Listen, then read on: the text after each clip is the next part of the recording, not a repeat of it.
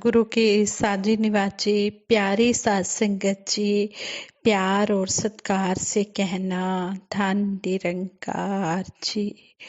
सबसे पहले सतगुरु माता जी, निरंकारी राजपिता जी, निरंकार दातार, आप साध संगत माँ का दासी शुक्राना करती है, जिनकी अपार कृपा से दासी को ये आशीर्वाद लेने का मौका मिल रहा है। साध संगत जी, जो आज के विचारों का टॉपिक है वो है कि सिमरन से ही हमारा बचाव हो सकता है, इसलिए हम हर पल सिमरन करते रहें। कहते हैं एक बहन ने अपने विचारों द्वारा बताया, अपनी बीती घटना बताई कि एक बार की बात है, हमें अपनी बुआ जी के बेटे की मैरिज में जाना था। हम सब जाने की तैयारी कर रहे थे। मैरिज के 5 दिन पहले हम मार्केट में गए। ज्वेलर्स की शॉप से हम ईयर रिंग खरीद कर लाए, कपड़े आदि लेकर घर चले आए, परंतु जो ईयर रिंग थे वो गलत आ गए थे। अगले दिन शाम को उस ज्वेलर की शॉप पर गए। हमने कहा कि ये जो ईयर रिंग हैं ये गलत आ गए हैं, इसके बदले आप हमें कानों की चैन दे दो। उन्होंने हमें कानों की चेन दिखाई। पसंद आने पर वेट करके उसका मूल्य बताया। हम हिसाब लगाने लगे। उसके बाद हम बाकी की ज्वेलरी देखने लगे। कुछ देर बाद हमने सब हिसाब पूछकर पसंद आए सामान को पैक करने को कहा।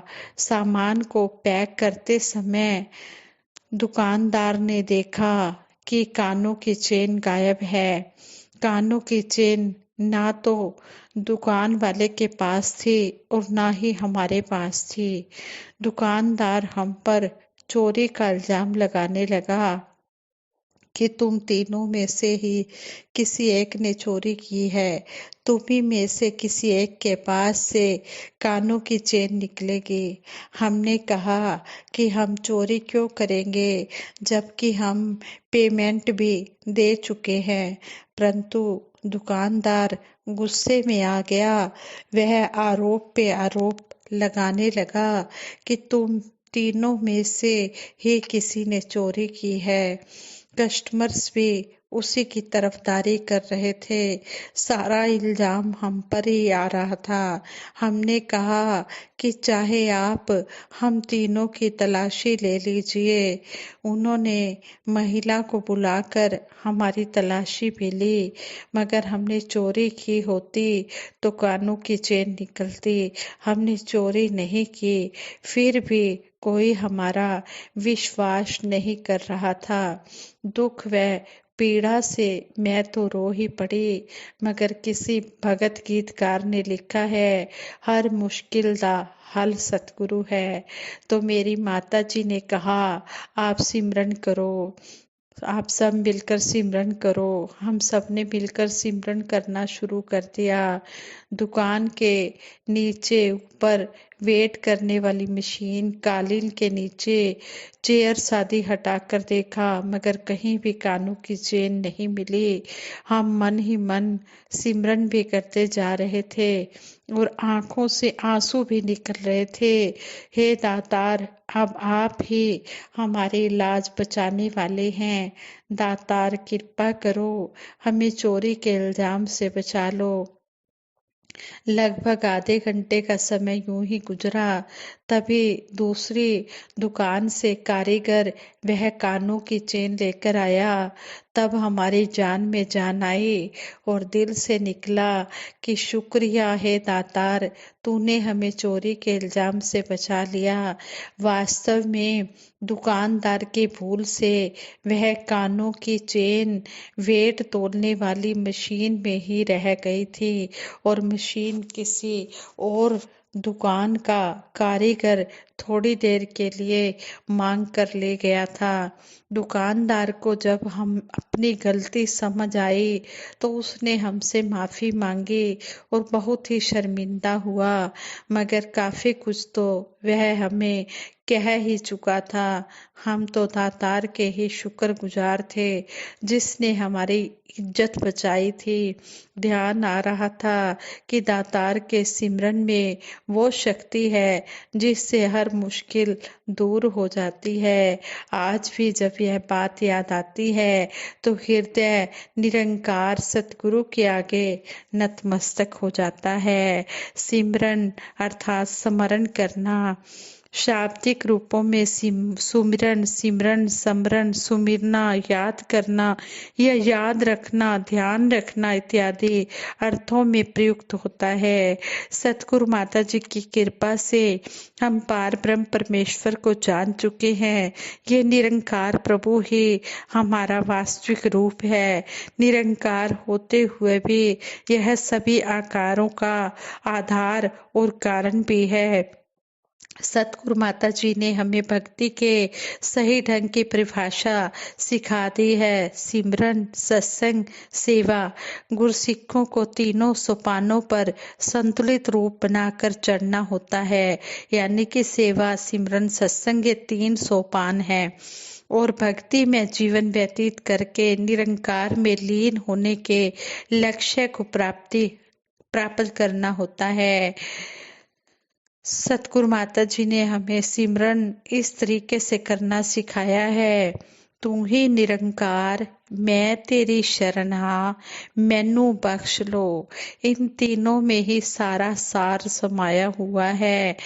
हमारे वेदों ग्रंथों में भी बताया गया है कि मंत्र कुल 3 प्रकार की श्रेणी के होते हैं।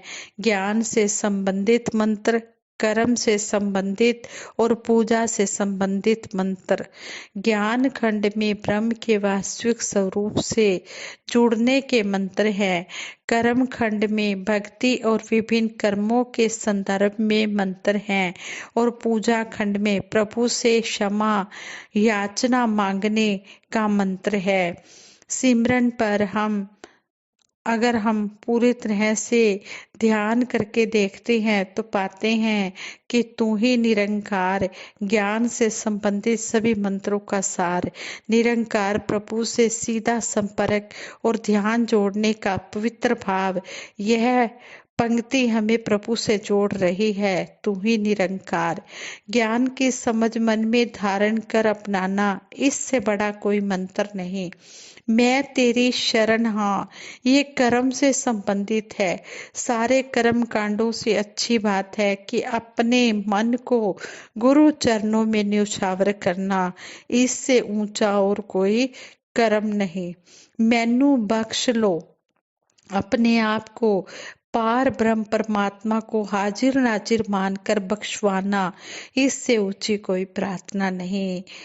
सिमरन की आवश्यकता को मानव 2 अर्थों में लेता है, भौतिक आवश्यकता के रूप में और पारलौकिक आवश्यकता के रूप में। भौतिक आवश्यकता में मानव प्रभु को याद, भय, दुख, कष्ट, कमी, गरीबी की कमी के वश में होकर करता है। उसे ये सब चाहिए होते हैं, जैसे धन चाहिए या कोई दुख कष्ट आ जाता है तब, या भय के कारण कि मेरे ऊपर कोई मुसीबत ना आए।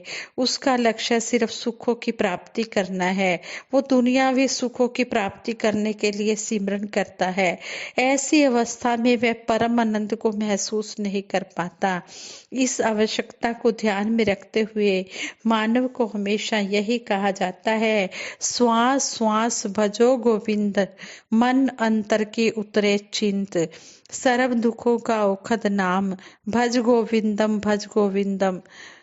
इन पंक्तियों से प्रेरित होकर मानव रटन करता है, परंतु ध्यान वास्तविक रूप से प्रभु में जुड़ा रहता है तो रटन बंद हो जाती है और वास्तविक रूप में सिमरन होने लगता है।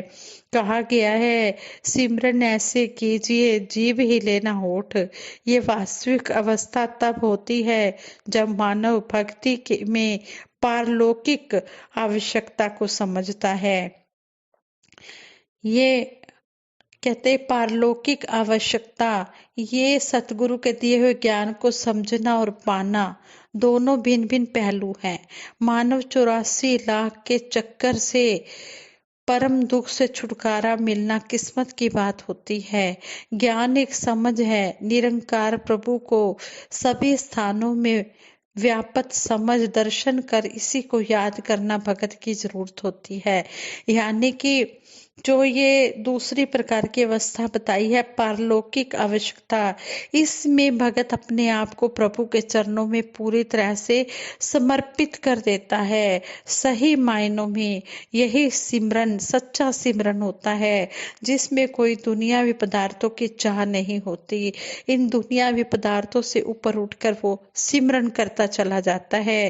कहते हैं सही मायनों में भक्ति के रूप में यही सही सिमरन है। दुख में सिमरन सब करे, सुख में करे न कोई। सिमरन एक एहसास है, दुख न आए और दुख होने के कारण भी मानव सिमरन करता है। सारे संसार को राम में मान, राम का एहसास हो, यही सिमरन है। पति पत्नी का रिश्ता बेजोड़ होता है। उदाहरण के लिए पति पत्नी का रिश्ता बेजोड़ है। इस रिश्ते के लिए पति पत्नी एक दूसरे के नाम की रटन नहीं करते, सिर्फ एहसास मन में रहता है कि ये मेरी पत्नी है या ये मेरा पति है। इसी तरह प्रभु जो अंग संग है, हमारे पास है, चारों दिशाओं में व्यापक है, सर्वशक्तिमान है, इसका एहसास ही सिमरन है। ज्ञान के बिना सिमरन का कोई महत्व नहीं। प्रभु निराकार है, बख्शनहार है, दयालु है, हर घटकी जानने वाला है। मैं इसकी शरण में हूँ, ये मुझे क्षमा कर देगा। ये एहसास ही सिमरन है। भगत को प्रभु को याद रखने में जीभ, होठ, शरीर या कृत्रिम साधनों की जरूरत नहीं होती। सतगुरु ने 3 पंक्तियों में हजारों प्रकार के मंत्रों का संक्षिप्त रूप दे दिया है। जितनी बार उच्चारण करेंगे, प्रभु का एहसास करेंगे, प्रभु के नजदीक होते चले जाएंगे। दुख भी दुख नहीं देंगे यदि हम निरंकार ब्रह्म को अपने आस पास अपने अंग संग एहसास करते हुए इसे मन में रखते हैं।